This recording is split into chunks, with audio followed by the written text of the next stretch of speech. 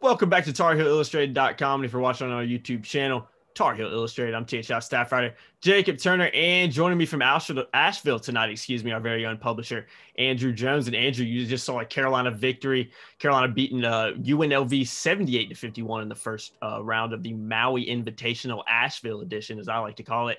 First thing I want to talk about, AJ, though, blue team really responded well for Carolina. They started off the game very poorly, got behind about 13-0, I believe it was. Roy makes one of those very characteristic substitutions where he basically replaces all the starters besides RJ Davis, who moved over from the 2 guard to the starting point guard. But throwing those guys in, you had the likes of Andrew Platek and a couple young guys come in, really changed the game for Carolina, kind of get them back on track and ultimately allowed Carolina to get into the game. But that substitution, and how they played was a big step in Carolina getting this victory. We've seen Roy do this a lot before. I have no idea how many times I've seen it happen. Usually works. A couple times it's backfired, but it worked tonight. He substituted Andrew Platek, Kerwin Walton, Walker Kessler, and Dayron Sharp in the game. Kept R.J. Davis in there, slid him over. And you can hear the Alabama-Stanford game going on, but there's no fans. There's speakers playing the sound of fans, which is very interesting. I thought it was interesting that UNLV had huge ovations for a bucket when they were down 35. This is what this tournament is about. It's very, very strange setup. But we're rolling right along with it. It worked. And not only did they give them life, because I didn't think they had great life out of the gate. And Vegas kind of took it to them. I think surprised Carolina a little bit. But just putting in good players, 4 good players, and they just played well. And I thought Andrew Platek was really big in that stretch. Hit the first bucket, a beautiful. By the way, three balls that he attempted. He hit 2 of them in the first half. Very comfortable. Didn't look rushed. He looked a little rushed the other night, maybe when he took a couple. Looked really confident, really comfortable out there. And there were a couple of plays where they were a little erratic. And Andrews told him to calm down. He told Caleb Love one time, he's doing this motion with his hands, walking back up the court when Caleb let him pass in a fast break that went long.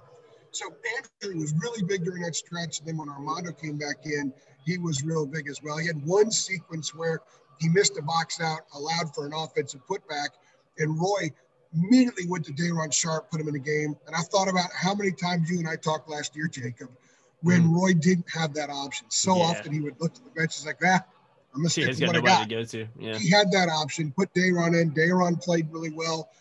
They all played very, very well for the most part. There were a few little snippets, but look, they closed the half 15-3. All right. So they gave up a 13-0 run to start. They essentially got it back. Then they started the second half on an 11-1 run, and ultimately had outscored UNLV 35-9 for the first 15 minutes of the second half. So that stretch, closing the first half and the first 15 minutes of the second half, Carolina 50, Vegas 12. That's awesome. They did it defensively. They did it with their energy. They did it on the glass. They did it offensively. Everybody kind of got into the act. It was very impressive. And you know what? Roy got his message across. In the second game of the year, they faced some adversity. Roy was able to get a message across. So I think they grew a ton from that experience.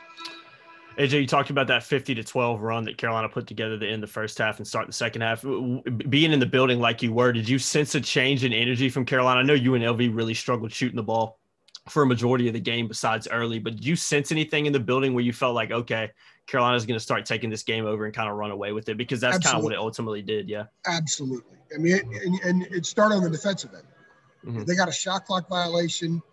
They got 2 of those in the first half. They trapped a couple of times, and they actually forced a turnover in the lane when the ball handler was just errant. You know, he kind of got out of control. His teammates stood around watching, and Carolina forced that turnover.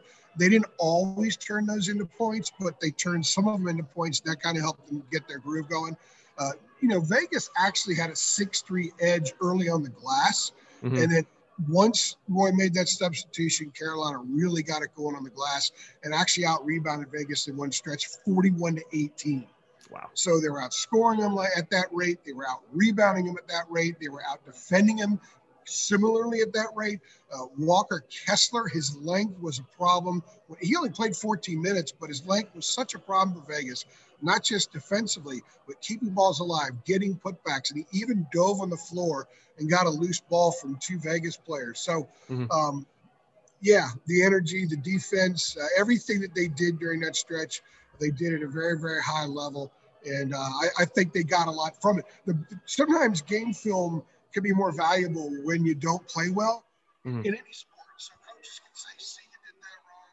Don't do that anymore. Stay away from that. Sometimes they can be really, really helpful, especially for young kids.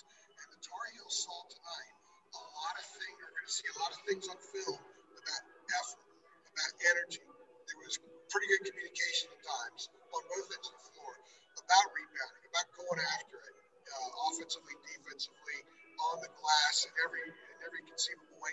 And as I noted in the first part of this, 13-0. Oh well. So what? Last year's team may not have responded to that very well. Yeah. And they certainly wouldn't have connected runs in both halves. This year's team is quite different. Yeah, for sure. And last thing I want to touch on before we wrap this up, AJ, it was kind of a weird game in terms of Carolina individuals, which you kind of touched on a lot. You touched on Walker Kessler a few moments ago.